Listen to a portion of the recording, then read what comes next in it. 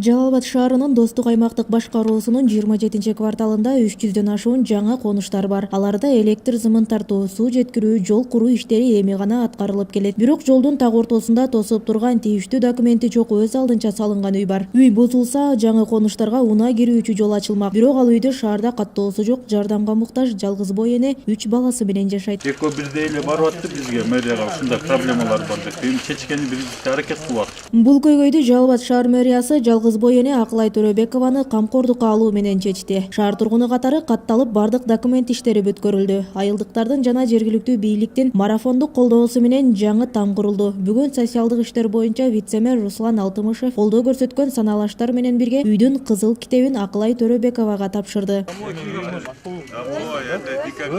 Эске сала кетсек, Достук аймактык башкаруусунун пригородный айылында 500дөн ашуун жаңы үйлөр бар. Аларга электр мамычаларын орнотуу, жолдорун асфальттоо иштери жүргүзүлүп жатат. Ошондой эле 300 кожолуктун тургундары али каттала элек.